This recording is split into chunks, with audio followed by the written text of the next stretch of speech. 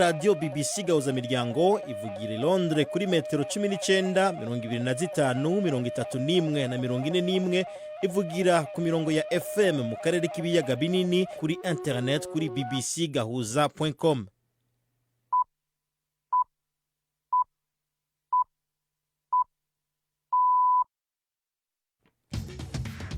Ubu ni saa 10 n'igice ku saha mpuzamakungu ya GMT, isaha 12 n'igice mu Rwanda no mu Burundi. Muri studio muri kumwe na Robert Patrick Misigaro.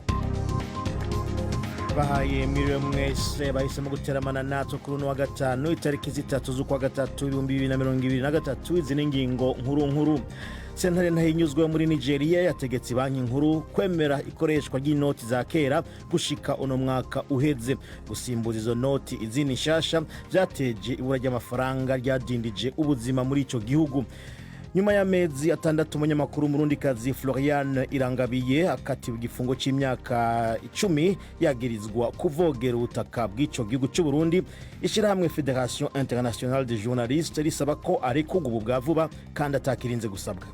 Yakwiye kurekurwa ntagumye mu munyururu kandi nta kintu yakoze usibye gukora akazi ke nk'umunyamakuru. Niyo mpamvu rero twashatse kongera kwibutsa ikibazo cye tugashyira hanze itangazo nyuma y'amezi 6 maze afashwe agafungwa.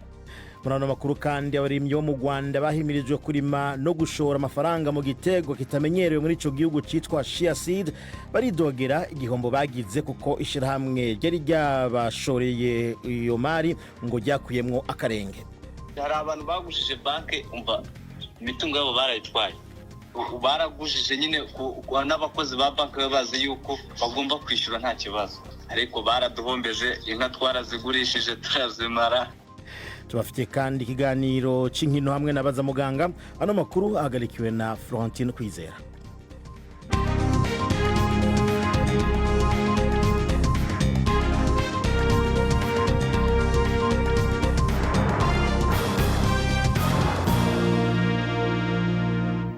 Imbere y'ivyo vyose rero banze mutega amatwi incamake y'amakuru ya BBC mushikirizwa na Felenga kwayo.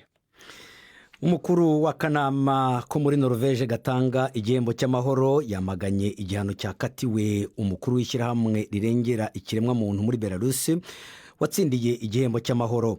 Urukiko rwa Belarus rwakatiye Ales Bialyatski igifungo cy'imyaka 10. Yarezwe icyaha cyo kwinjiza amafaranga muri Belarus mu buryo butemewe n'amategeko no gutera inkunga y'abantu bigaragambyaga. Ibyo ngibyo bamurega ibyo byaha byose we yarabihakanye. Iyi mpirimbanyi ya demokarasi yashinze ikiramwe rirengera agateka k'ikiremwa muntu yafashije abantu bakoze imyigaragambyo mu mwaka w'2020. Icyegera cye muri iryo shyirahamwe Viljansen Stefanoviski yamaganye icyo gihano. Birumvikana ko twumiwe kandi twaguye mu kantu nubwo bitari bitunguranye cyane. Twari tuzi ko bagenzi bacu 3 bazahabwa igifungo kirekire, ariko nyine biracyatwumije. Biri gukomeretsa imitima yacu, usibye kuba ibifungo ari birebire n'uburyo bwo kubamo ni bubi bikabije. Amakuru ava i Bakhmut mu burasirazuba bwa Ukraine aravuga yuko imihanda ya nyuma yari isigaye icibwamo igana mu burengerazuba bw'uwo mujyi ngo yugarijwe n'ibisasu by'Uburusiya. Ikiraro kiri mu mujyi wa Kromov cyononwe n'ibifaru by'Uburusiya kugira ngo abasirikare ba Ukraine badashobora guhunga. Umukuru w'umutwe w'abacanshuro w'Uburusiya Wagner bwana Yevgeny Prigozhin yari yavuze yuko ingabo ze ngo zazengurutse umujyi wa Bakhmut. Ukraine yemeye yuko abasirikare bayo bari mu kangaratete kandi yuko bashobora kuvayo. Igipolisi cyo mu Bugiriki cyagiye gusaka mu biro bihagarariye za gari ya moshi ahabereye impanuka kwa kabiri w'iki cyumweru. Iyo mpanuka ya gari ya moshi ebyiri zagonganye ikaba yaraguyemo abantu 56, ituma haba ibirego byinshi bivuga yuko urwo rwego rumaze igihe kirekire rufite ibibazo. Amakuru aravuga yuko igipolisi cyatwaye inyandiko ngo zari ziri mu biro by'aho hantu. Hagati aho ngaho uyu ukaba ubaye umunsi wa kabiri abakora muri gari ya moshi mu Bugiriki bari mu myigaragambyo, bakavuga yuko bakomeje kugabisha leta ku bibazo bijyanye n'umutekano w'ingendo za gari ya moshi ariko bikirengagizwa. Hari n'indi myigaragambyo yabereye hirya no hino mu gihugu cy'Ubugereki, imwe ikanadukamo imvururu. Mukomeje kumva BBC Gahuzamiryango. Akanama gashinzwe kubahiriza uburenganzira bw'ikiremwa muntu kashyizweho na leta muri Ethiopia kamaganye kivuye inyuma abashinzwe umutekano bakoresheje ingufu z'umurengera mu gushwiragiza imbaga y'abantu mu murwa mukuru wa Addis Abeba. Aka kanama karavuga yuko umuntu umwe yishwe, abandi benshi barakomereka.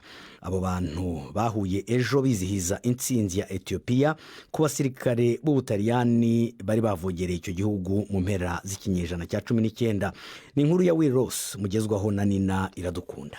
Akanama kubahiriza agateka kazina muntu ko muri Ethiopia kavuze ko abashinzwe umutekano bakoresheje ingufu z'umurengera kandi zitari zikenewe mu gukubita abantu, harimo abatama n'abana. Ako kanama kashyizweho na leta kavuga ko hatewe ivyuka bikoroza amosozi n'amasasu yica. Uwo wari kuba umunsi wo guhimbaza mu gihugu cyose. Kuva mu mwaka w'igihumbi kimwe amajana 896 Ethiopia yamihimbaza intsinzi yayo mu ntambara yayihuje n'Ubutaliyano mu karere ka Adwa. Ivyo birori ntibihurumbirwa nabo mu bwoko bw'aba Oromos bivugira ko bacinyijwe ku ngoma y'umwami w'abami Menelik yaraganje ico gihe. Injyane z'amoko zaragwiriye mu myaka iheze, kandi bisa nkaho leta ya Addis Abeba ihitamo kubuza abantu gukoranira mu mabarabara ari benshi kugira bakinge imishamirano yo kwaduka. Hari ikintu cyaturutse ku muhora w'ibitoro uri mu majyepfo ya Nigeria bituma abantu 12 bahasiga ubuzima. Igipolisi cyo mu ntara ya River cyavuze yuko ibyo byatewe n'abantu barimo kugerageza kwiba ibitoro. Mu nkengero z'agace ka Niger Delta hamaze iminsi havugwa ibikorwa by'abantu biba ibyo bitoro bakabijyana aho babiyungurura mu buryo butemewe n'amategeko. Ibi rero bisinzikaza ubukungu bw'igihugu bikanangiza ibidukikije. Ishyirahamwe ritegamiye kuri leta ryaho ryavuze yuko umubare w'abahasize ubuzima urenze kure watangajwe. Kandangirize aya makuru mu Burundi.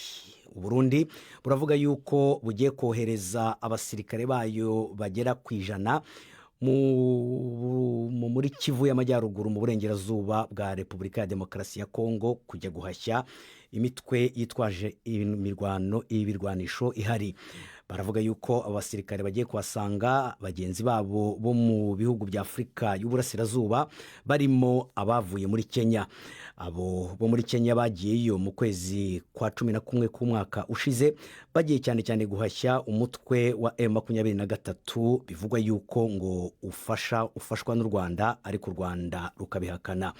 Imitwe y'inyeshyamba yari yahawe mu mpera za kuno kwezi ko iba yavuye mu duce yari yafashe.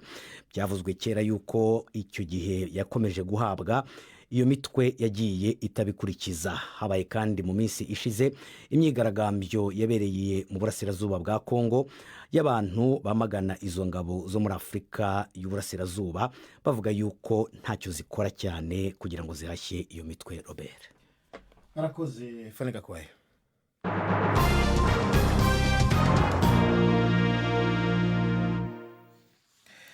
Ano makuru tuyahere mu burengero bwa Afrika. Sentare ntahinyuzwa mu gihugu ca Nigeria yategetse ibanki nkuru kwemera ikoreshwa ry'inoti za kera gushika uno mwaka uheze. Ibi bikurikiye umugambi wa leta utagenze neza wo kugerageza kuzana inoti nshasha. Imbere y'iyi ngingo ya sentare, inoti za kera zose zategerezwa guhagarikwa gukoreshwa mu kwezi kwa 4 kuza. Ni inkuru mushikirizwa na Florentine Kwizera. Amareta 16 niyo yareze inyuma yo kubura amanoti mashasha, bigateza agashavu n'imyiyerekano ku mabanki hirya no hino mu gihugu. Leta ya Perezida Muhammadu Buhari yavuze yuko uwo mugambi wo guhindura amanoti ya naira wari mu nzira yo kugabanya ingeso yo kwinjiza amafaranga afise inkomoko zidaciye mu mategeko, hamwe no kunyuruza abantu harondegwa ingwate.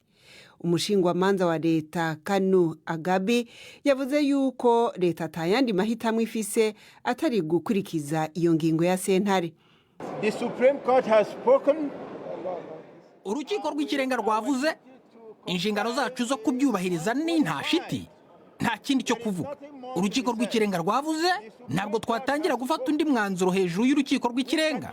Niteze ko banki nkuru iri bwubahiriza umwanzuro, niteze ko perezida wubahiriza. Turi igihugu cy'amategeko, urukiko rw'ikirenga rwavuze, ubwo rero dutegetswe kubyubaha. We are a nation under law. The Supreme Court has spoken and we are bound. Mu kwezi kw'icumi umwaka uheze niho ibanki nkuru y'igihugu ya Nigeria CBN yari yashinze yuko inoti z'amajana 200, amajana 5 n'igihumbi za kera zishika mu mpera z'ukwezi kwa mbere zamaze kwegeranywa ntizisubire gukoreshwa, ariko iryo sango ryahavuye ryungurizwa ku itariki 10 z'ukwezi kwa kabiri kwaraye kurangiye. Avuga imbere y'abanyamakuru hanze ya sentare, umukuru wa leta ya Kaduna Nasir El Rufai yashimiye sentare kubona yemeye yuko inoti za kera zibandanya gukoreshwa gushika mu mpera z'umwaka. Arakoze Florentine Kwizera. Tubandanirize mu karere. Bamwe mu barimyi bo mu ntara y'ubuseruko bw'u Rwanda baridogera igihombo gikomeye batewe n'ishoramari bari barakoze mu gitego kitamenyerewe mu Rwanda citwa chia seed. Ni gitegwa abarimyi bashoyemwo imari bemerewe kugurirwa umwimbu wose, ariko nyuma yo gusaba ingurane mu mabanki kuri bamwe, eka mbere no guheba ibindi bitegwa bari basanzwe barima, abo barimyi bavuga ko umwimbu ugira ubasazane kubera ko ikigo Akenes and Kernels cyabahimirije kurima ico gitegwa chance kubahiriza amasezerano. Kuri ubu haravugwa amahera harurirwa muri za miliyaridi yagomba kwishurwa abarimyi, ariko batahawe, bakaba basigaranye amatoni y'umwimbu batazi ico bazokoresha. Igitegwa ca chia seed gikoreshwa mu bintu bitandukanye birimwo amavuta yo kwisiga hamwe n'ibikoreshwa nk'inyongera mu ngaburo. Inkuru mushikirizwa na Jean-Claude Mwambutsa.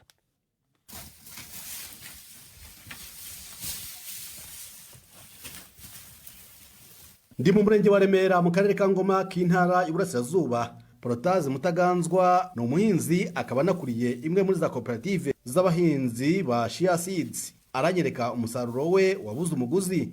Ikigo Akens and Kernels nicyo cyazanye iki gihingwa mu Rwanda mu mwaka wa 2018 ndetse kiyemeza kugura umusaruro w'abahinzi. Kuri buri kilo cya chia seeds umuhinzi yagombaga guhabwa amafaranga 3,000. Mutaganzwa avuga ko bigitangira ikigo cyubahirije amasezerano, ariko biza kugeraho cyanga kongera kwakira umusaruro no kwishyura uwo cyamaze kwakira. Iyo natanze yari hamwe na miliyoni 2,600, ariko iyi ngiyo ni nyinshi kuko twayitabiriye yari inshuro ya 4 ngira ngo nyihinga, hanyuma nivuye inyuma rero. Ubwo rero iyi ngiyi toni n'ibiro 400 ihagaze yari kubihagaze miliyoni 4,200, niyo ngiye miliyoni 2,600 bikaba miliyoni 6,800. Ubwo nibyo ndi guhomba ku musaruro wo muri season A. Kwa mugenzi we Pierre Ryaziga naho nasanze imifuka icucitse mu nzu yabuze isoko. Uyu nguyu uri kubona ahangaha ni muke. Ubundi kubera ko mfite abana biga amashuri byabaye ngombwa yuko mumamisha. Bampereye igiciro gito ku buryo bamamaga ku mafaranga 600 ku kilo, 800, 1,000 gutyo.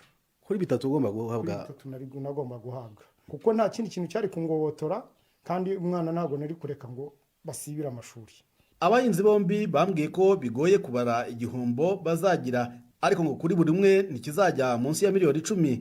Ku rwego rwa koperative ho ngo igihombo kizagera muri miliyoni zibarirwa mu magana. Navuganye kandi n'undi muhinzi witwa Rurangwa, we wambwiye ko yamaze gucika intege kubera umutungo yatakarije muri ubu buhinzi. Hari abantu bagujije banke, umva imitungo yabo barayitwaye, baragujije nyine n'abakozi ba banke bazi yuko bagomba kwishyura nta kibazo, ariko baraduhombeje. Inka twarazigurishije turazimara, bayagombaga kunyishyura ubwo ni miliyoni 10,689.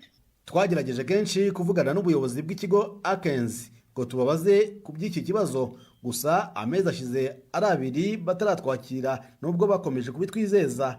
Ntabwo ari abahinzi boroheje gusa bitabiriye ubuhinzi, kuko n'abafite imbaraga nk'abanyapolitike n'abasirikare bakuru bashoyemo imari. Ni ikibazo cyavuzweho n'umukuru w'igihugu mu mushyikirano uheruka, avuga ko harimo abashoyemo akayabo batabanje gushishoza. Hari ibintu sinzi ibintu byitwa niba ari chia seeds n'ibiki ukabisangamo abayobozi bose biri mu ba minisitiri biri mu ba generals igisirikare biri mu gipolisi biri mukabajyaho mukajya muri chia seeds niba ari chia seeds niba ari mwamara guhomba udufaranga mwari mufite mwagiye muturunda mu mwobo. Abayobozi mwicaye hano nimwe mbwira, ntabwo ari abandi bajya kubikora, nimwe.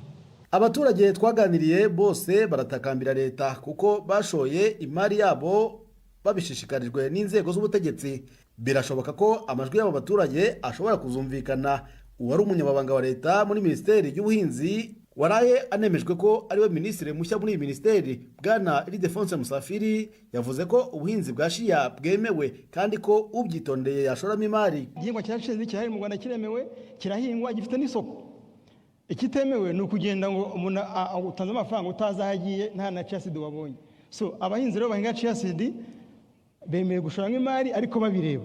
So hari abahinze neza, chia seed zirahari, zaragurishijwe, ariko hari n'abandi bahinga mu buryo buri virtuel, avuga ati mpingira mpungukire ariko atazi aho yahinze. Nicyo kibazo nyiramunyakwa perezida yakomozagaho. Twagira abanyarwanda ko batayimura kongera gushukwa, bakora ibintu bifatika, ishoramari mu buhinzi rifatika kandi rigaragara. Mu ntara y'Uburasirazuba hakekwa miliyari nyinshi z'amafaranga yambuwe abaturage, dore ko ari naho hari higanje ubuhinzi bwa chia seeds. Gusa hari n'ahandi nko mu karere ka Nyanza mu ntara y'Amajyepfo naho bataka igihombo cyatewe n'umusaruro wabuze isoko. Jean-Claude Mwambutsa, BBC Gahuzamiryango, i Kigali. Yankuriye Jean-Claude Mwambutsa gejeje ku gihe cy'isaha 1:14 Kigali mu Rwanda ni Bujumbura mu Burundi. Aya n'amakuru ya BBC mubandanya mudukurikirana kubace kuri Facebook ni kuri BBC Gahuza, abaciye ku rubuga rwacu kuri internet ni bbcgahuza.com. Mukanya turabandanya kandi n'amakuru yerekeye akarere. BBC Gahuzamiryango i Bukavu ni kuri FM 102.2. Ishiramwe rirengera uburenganzira bw'abanyamakuru ku isi, Federation Internationale des Journalistes, gifatanije n'ishiramwe ry'abanyamakuru mu Burundi UBG mu gusaba ko hari kugwa ubwavuba kandi atakirinze gusabwa umunyamakuru Florian Irangabiye amaze amezi 6 afungiwe mu Burundi. Uwo munyamakuru yarasanzwe akorera hanze y'igihugu, yafashwe n'inzego z'umutekano z'u Burundi yagirizwa kuvogera ubutaka bw'ico gihugu. Navuganye n'ujejwe ivy'agateka kazina muntu muri Federation Internationale des Journalistes, Bwana Ernest Sagaga, ntangura ndamubaza ingene batangiye gukurikirana ikibazo cy'umunyamakuru Florian Irangabiye. Ikibazo cya Florian Irangabiye twakimenyeye ku mwaka ushize mu kwa munani ubwo yafatwaga, hanyuma twakomeje gukurikirana amakuru y'urubanza rwe, ari naho twagiye tubona ko hari ibintu byinshi bihangayikishije dukurikije ko urubanza rwe rwagiye rukorwa n'ibyaha yashinjwaga. Bamurega ko ngo yaba yaratambamiye ubusugire bw'igihugu nk'umunyamakuru, tukumva atari ibintu bifite ireme. Hanyuma ejo bundi mu kwezi kwa mbere umuzi ko yari bwakatiwe imyaka 10, tukaba tubona ko ari ibintu bidakwiye, ko yakwiye kurekurwa ntagumye mu munyururu kandi nta kintu yakoze usibye gukora akazi ke nk'umunyamakuru. Niyo mpamvu ejo twashatse kongera kwibutsa ikibazo cye, tugashyira hanze itangazo nyuma y'amezi 6 maze afashwe agafungwa. None igituma muvuga muti narekugwe kandi yaraciriwe urubanza, murafise mwebwe vyemeza vyuko ivyo akurikiranwa ko atashingiro bifise? Nkuko baza kwivuga, kurega umunyamakuru cyaha cyo kutambamira ubusugire bw'igihugu, ubwabyo urumva ko abikorate. Ariko kumumenyesha amakuru ntibibuza gukora icyaha? Ntabwo zo gukora icyaha, ariko ibyo bamureze asanzwe ari umunyamakuru, yari umunyamakuru wa radiyo Igicaniro, akaba yarafashwe avuye mu Rwanda. Ntabwo rero umuntu ushaka kugira nabi igihugu agenda ku mugaragaro yiyerekana atihishe, kandi nk'uko nabivuze amakuru twagiye tubona y'abakurikiraniraga hafi urubanza rwe agaragaza ko nta kimenyetso na kimwe cy'ibyo yaregwaga. Ntabwo rero yari ugomba gutanga ibimenyetso by'icyaha yakoze, ahubwo n'abamurega bagomba kubitanga, kandi ntabyo twabonye bifatika umuntu yavuga bafite ireme. Kuri ubu mwizera yuko ibi musavye muri uno mwanya nyuma y'amezi 6 mwizeye ko muza kumvirizwa? Twizeye ko ibyo twasabye biza kumvirizwa, kandi ntabwo nubwo twabisabye bwa mbere na mbere leta y'u Burundi, ariko n'izindi nzego mpuzamahanga zishinzwe agateka kazina muntu cyane cyane zishinzwe ukwishyira ukwizana kw'abanyamakuru nabo tuzakomeza kujyana ibiganiro kugira ngo nabo bakomeze kwibutsa icyo kibazo umunyamakuru mugenzi wacu afite. Hanyuma uyu munyamakuru mwoba muvugana nawe muzi uburyo afunzwemo? Twebwe ntabwo tuvugana nawe kuko ntabwo turi mu Burundi, ariko hari abamenya amakuru ye kubera ko afunzwe nubwo nta kigaragaza ko afashwe nabi kundi, ariko gufungwa ntabwo ari ikintu cyiza. Ntabwo umuntu yakwifuza ko umuntu afungwa nta cyaha yakoze. Niyo mpamvu dusaba ko arekurwa kubera ko akazi ke no kunyamakuru nta bindi yari akwiye kuba ashinjwa, kandi kuba umunyamakuru ntabwo ari icyaha. Leta y'u Burundi ariko muri ivuga yuko iriko isa n'iyugurura imyango ku itangazamakuru turetse mu Burundi mbere na mpuzamakungu, kuburyo bavuga bati nta munyamakuru tworenganya uko gusa atacabaye. Ivyo mwe mubivuga kwiki? Icyambere cyo natwe twishimiye nyine humure navuga ko abayobozi b'u Burundi batanze, ariko turifuza ko biba mu ngiro noneho bikava amagambo. Niyo mpamvu twabasabye kugira ngo barebe rwose bashyire mu gaciro, bazasanga nabo uriya munyamakuru mugenzi wacu Florian Ndayirangabiye adakwiye kuba rwose icyaha nk'icyo, cyane cyane nk'uko nabivuze ko nta n'ibimenyetso bifatika bigaragara bimushinja icyo cyaha. Ernest Sagaga umwishyirahamwe Federation Internationale des Journalistes. Ubunaho n'umwanya w'ikiganiro c'inkino mwateguriwe na Jean Claude Mwambutsa. Mwiriwe neza nshuti za BBC, kaze muri amakuru yacu y'imikino. Duhere mu gikombe cy'isi cya handball ku batarengeje imyaka 19 kizabera muri Croatia mu kwezi kwa munani k'uyu mwaka. Amakuru ava mu ishyirahamwe ry'umukino mu Rwanda avuga ko u Rwanda rwisanze mu itsinda rya mbere ririmo Croatia izakira imikino, Portugal na Algeria. Ni imikino iteganijwe hagati ya tariki ya 2 n'iya 13 z'ukwezi kwa munani, ikazitabirwa n'amakipe y'ibihugu 32. Burundi nabwo buri muri irushanwa bukaba buri mu itsinda rya munani buhuriyemo na Iran, Swede n'ibirwa bya Feroe. Ibindi bihugu bya Afrika biri muri irushanwa ni Maroc iri mu itsinda rya 2 hamwe na Hongria, Slovenia na Nouvelle-Zélande. Misiri yo iri mu itsinda rya 3 isangiye na Iceland, Japan na Repubulika ya Czech. Mu mupira w'amaguru ku mugabane w'Uburayi kuri iki cyumweru umukino ukaze utegerejwe ku kibuga cya Liverpool ubwo iza kuba yakiriye mukeba wayo Manchester United. Nyuma y'ibihe bibi, Liverpool irashaka kuyigira imbere ku rutonde, iri ku mwanya wa 6 n'amanota 39. Gutsinda bikaba byatuma igera ku mwanya wa 5 inyuze kuri Newcastle United, mu gihe yaba yatsinzwe na Manchester City bazakina kuri wa 6. Manchester United nayo irashaka kuguma hafi y'amakipe ayoboye urutonde Arsenal na City. Arsenal yagaragaje ko ititeguye gusitara, izaba yakiye Bournemouth bazakina ejo kwa 6. Gutsinda byayifasha kongera mwitangirizwa hagati yayo na Manchester City, mu gihe yaba itashoboye gutsinda Newcastle United. Indi kipe izabihanzwe amaso ni Chelsea, ihagaze nabi cyane muri iki gihe izakira Leeds United. Chelsea iri ku mwanya wa 10 w'urutonde rw'agateganyo, imikino 5 iheruka yasaruyemo amanota 3 yonyine. Leeds nayo ihagaze nabi cyane kuko iri munsi gato y'umurongo utukura. Gutsindwa bikaba byaba bisobanuye gusubira mu itsinda ry'amakipe ashobora kumanuka. Mu Butaliyani ho ikipe ya Napoli ikomeje kwanikira izindi muri shampiyona ya Serie A, irakina muri iri joro na Lazio ya 4. Irajya mu kibuga irusha Inter Milan ya 2 amanota 18 yose, mu gihe hasigaye imikino 14 gusa. Juventus yo iri ku mwanya wa 7 irarushwa n'iya mbere amanota 30 yose. Turabashimye nshuti mwakumwe natwe, amakuru yacu natuyasoreje mu gisho ryiza. General Jean Claude Mwambutsa.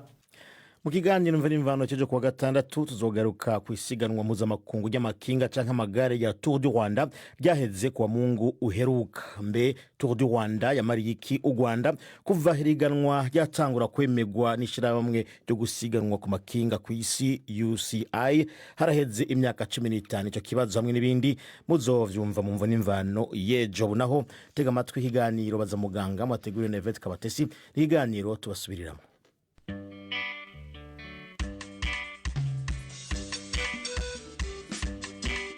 Mwiriweho neza. Uyu munsi turasubiza uwasabye kumubariza ku bibazo byo kubyimba no gutonekara amabere ku bagore. Turi kumwe na muganga Gaspard Ntahonkiriye mu bitaro La Croix du Sud. Mastudini ni kubabara amabere, nicyo bisobanura. ntizovuga ko ari indwara ndabona ikimenyetso gishobora kuba ari ikimenyetso c'indwara canke ari ikimenyetso gisanzwe kijanye no n'imisemburo y'umugore. Ni ukuvuga ko ico kimenyetso ni ikintu gishika kenshi cane, hari abo gishikira bakagisuzugura kubera babona atangaruka kigira zihambaye, ariko hari abo bishika kikaba ari ikimenyetso cerekana indwara ikeneye gukurikiranwa no kuvugwa. Mu gihe bihindutse indwara, izo ndwara ni izihe? Indwara ya mbere tuvuga ko ari urukurikirane rw'imisemburo. Iyo rutagenze neza nabyo byitwa indwara, cyane cyane ku bantu bakiri bato. Hashobora kuba imwe twita infection, hashobora kuba n'utundi turwara tutubyimba duto duto tudateye ubwoba. Mu mpamvu zikomakomeye hashobora kubabara bitumwe n'ikibyimba gikomeye, ariko cyo kenshi ntikinababaza, kirinze kibabaza nuko kiba cararenze, imwe twita kanseri. Umugore rero umuga atangiye kubabara ibere yakugira impungenge iyo atigeze babara kera, akumva arabaye, byiza no kuja kwa muganga. Ariko mu gihe ari kubabara kwaje kuba kera, cyane cyane iyo kuza gukurikirana kwa kwezi k'umugore, ivyo kenshi ntibitera ubwoba. Ariko bwaba bari buje ataca bupfana no kwezi k'umugore kandi bukaza atabwo yahorana, ico nico gisobanura yuko akwiye kwegera muganga.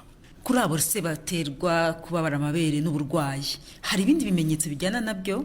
Yego cyane, kenshi haba kubyimba canke mwimoko agasohoka ibintu bidasanzwe, hari amaberebere kandi mu natonsa, canke hakabamwo ibindi bishobora kuba binuka nabi, canke ugasanga ibere ryahindutse ryahishiye, canke akababara agace kamwe.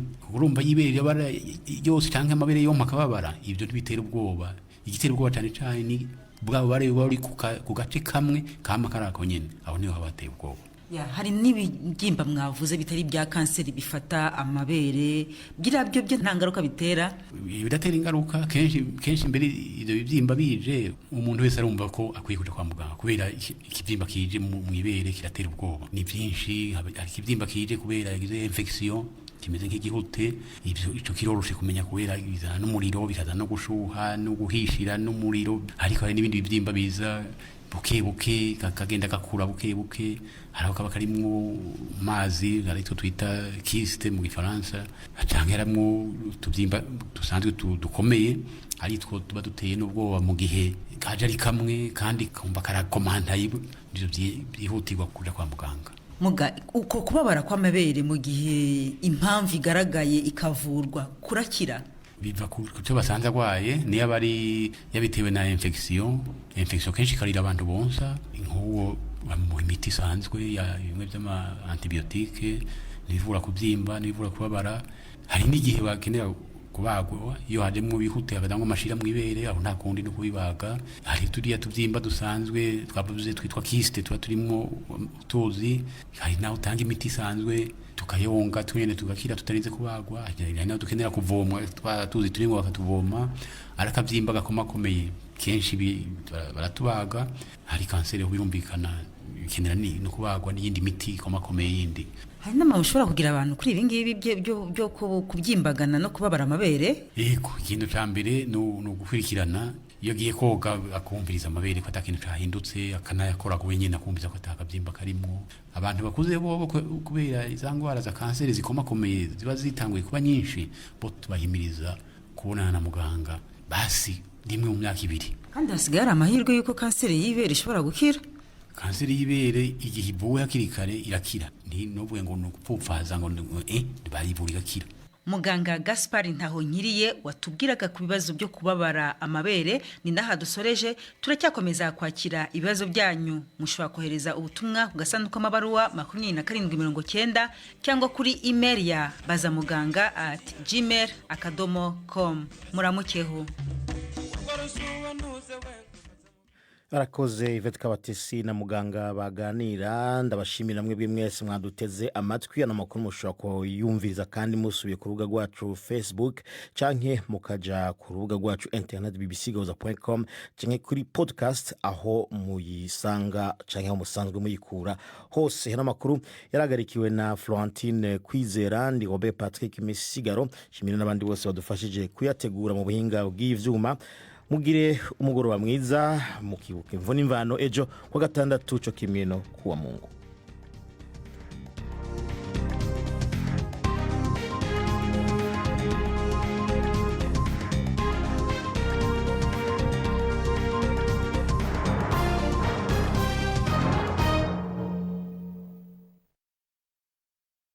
you.